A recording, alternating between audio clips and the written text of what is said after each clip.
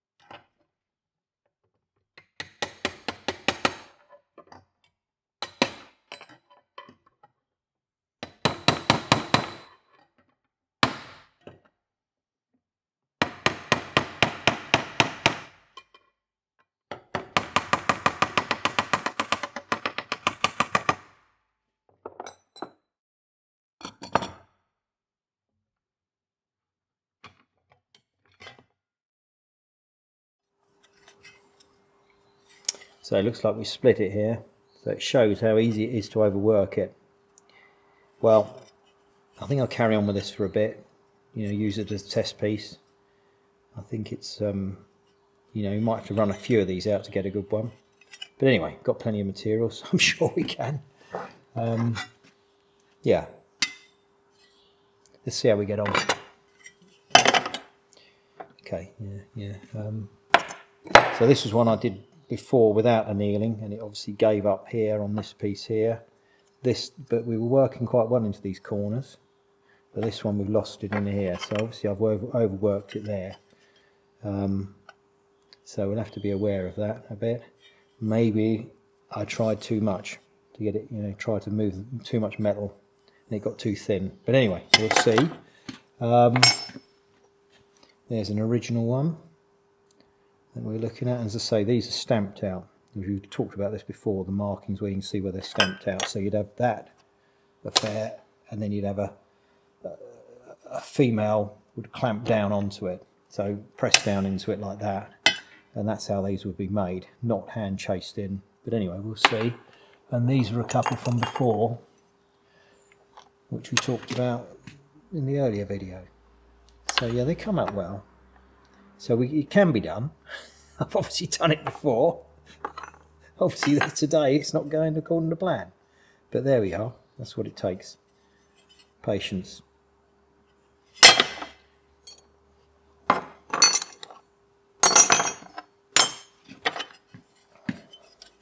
So I think we need to chase this over a block to try and get this straightened out a bit. I think we'll ignore that. I could actually silver solder that up. So maybe, actually, let's do that. Let's try and repair this one, see if we can salvage it, just for the sake of it. Really, just to see if it is workable. So yeah, I reckon that's the way we'll go with this. So next up we need to use a block to tidy up these edges. You can see what we're sort of trying to get. Trying to get this sort of shape here to look about right. Now this is why this is angled. So this piece is 2 bits of plate. You can see the weld. Tip it back to get that angle, because that's to sit at that angle. It's not a 90. And then this piece I carved out a bit of stock, and that's actually been recessed into here. We'll have another look at that properly later on.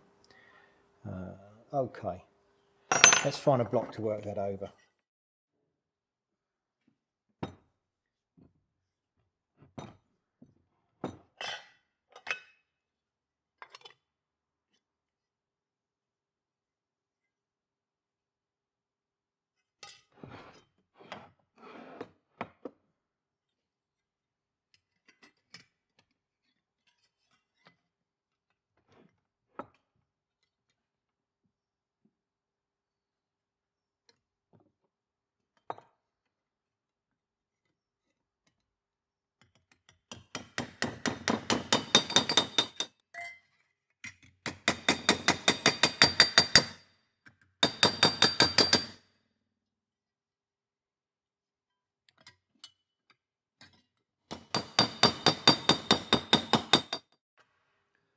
Right, need a Sharpie now to mark this out.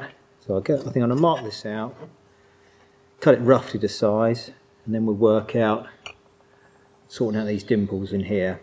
We'll do that, and as I say, when it's finished, I think we'll silver solder that up, fire it up, and see what we got, just so we can resurrect it. Really, I mean, you know, I guess in the day when these were made at the factory, pressed out, so it'd be fine. But similar things that were made by hand, if you had a little mess up like that, you probably would do a quick repair on it, you know, because once it's chromed, you'll never know it's been done. So, in you know, light of efficiency, they're not going to waste 20 minutes making this and then start again. They'll probably just do a quick repair and that's it, and that would be good enough, I'm sure, because no one would ever know. But anyway, let's carry on.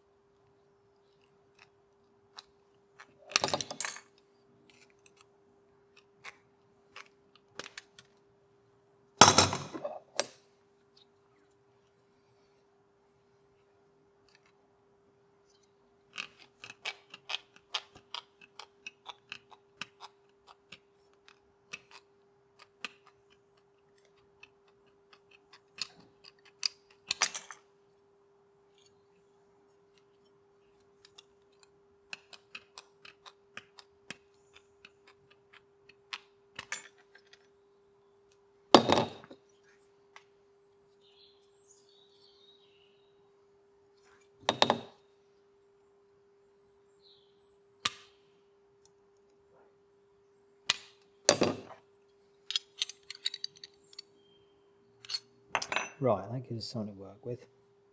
So we're not doing too bad. Oh, that'd be yourself wondering when I'm coming home. And that's where this one comes in. So we've got the dimples here, and these will help form them. So we're going to, effectively that's got to sit over there. We're going to make a couple of holes to allow these to go into those dimples. So let's get an idea of where they've got to go. Probably best to just start them off with a little chaser and then unpunch a hole, and then I can use these to set them. So something like that. Let's get a Whitney punch, punch some holes. Right, Whitney punch, gonna have to change it, got the wrong size in there, always the way. Do that in a minute. First let's find something to chase them in with. So you probably want to hold that still whilst we're doing that, so let's clamp that to the bench.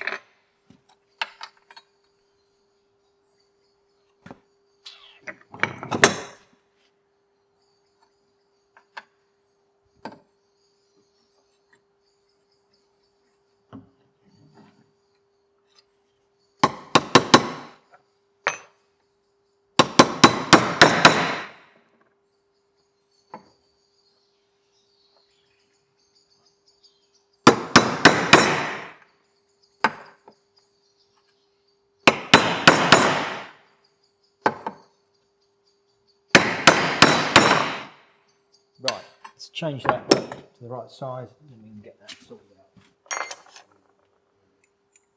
Now these will stretch a bit, these, so it doesn't matter that's slightly undersized. In fact we want it undersized because as I say they'll stretch out a bit when we do them.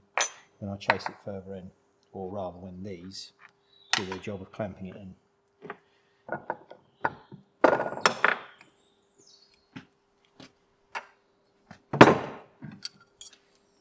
Right, so the idea, punch these out, we want them right in the middle of that dimple, so they're in about the right place like that. Let's have a see how we're getting on.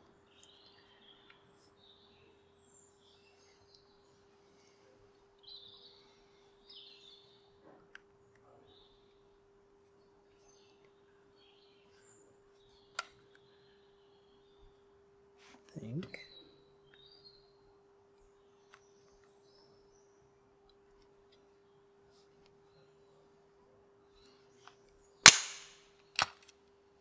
Right, I reckon that'll work. Let's see how we get on.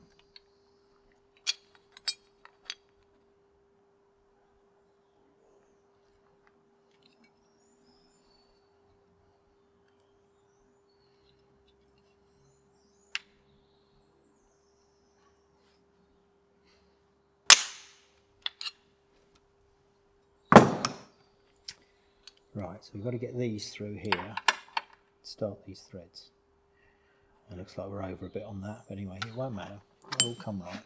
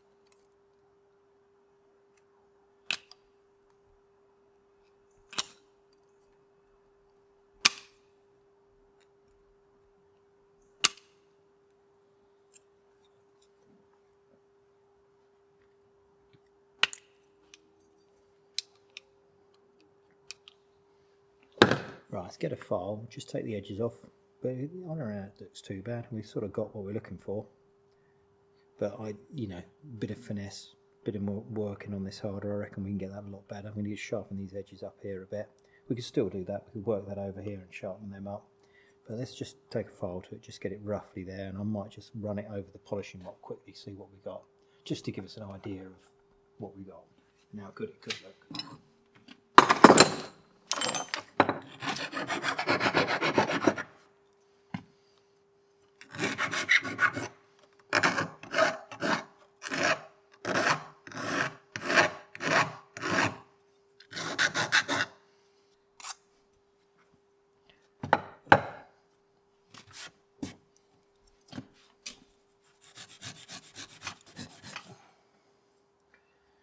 So you can see all these little dimply bits that we need to sort out, but that can be done. And some of that could be just linished up on a bit of production paper, but you know, we'd all like to get it better than that before we even muck around like that. But yeah, we sort of, you know, that's gonna do it. It's gonna do it, but it isn't quite as nice as I'd like to get it. A bit more finesse, I think. Yeah, so you can see this edge. This edge is going to need a little bit of work, isn't it? But we can do that. We can do that on the block. Not on there, because you'll end up transferring that little divot into it. But you know, on a sharper block, we could do something with that. I think we'll do something with that. I think that'll be okay. Well, a bit more work, but that doesn't take too long really to get there. But as I say, make the tooling first. That's what you need.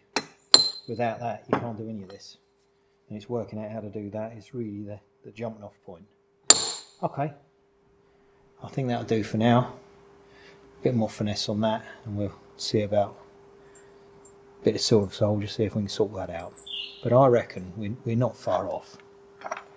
So that's the factory one. That's the one I've done before. And that's what we're mucking about with today. So not too bad, I reckon. And on the car, barely see it. You know, the idea is you don't even notice it's been done. You know, the idea is it's there and no one even thinks about it. But that's the plan. But I think we're not far off with that. And bear in mind that, you know, a lot of work comes out when they're polished. They do a lot of, they will linish it up a bit and they'll get rid of some of the marks and things. So you will get a better result. Even if I gave them that, they'd fill that for me with a bit of lead, a bit of solder. And they'd sort it out. I could give that to my platers and that would come out like that, which is great, you know, and again, you know, ain't far off, is it? So it could be sharper in the corners. We need to be careful about splitting it. Not sure about that. Overwork that a bit, maybe just because we're trying to do it whilst we're filming. But anyway, and when I made those, it would have been nearly this time last year. It was that long ago, and I haven't made any since. So forgive me for having to get up to speed with them a bit. But there we are. How's that for now?